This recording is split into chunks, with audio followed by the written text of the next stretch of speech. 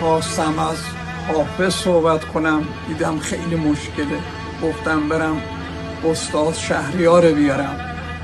استاد شهریار موقعی که میخواست بیاد سر قبر حافظ دم در اصلی پا برهنه میشد و میدونست کجا میخوابرد.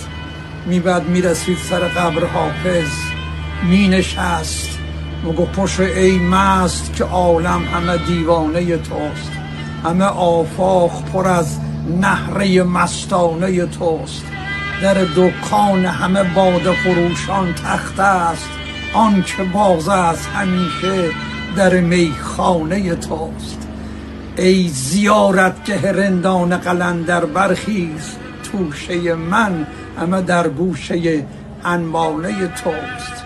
شمع من دور تو گردم که به کاخ شب وصل، هر که توفیق پری یافته پروانه توست.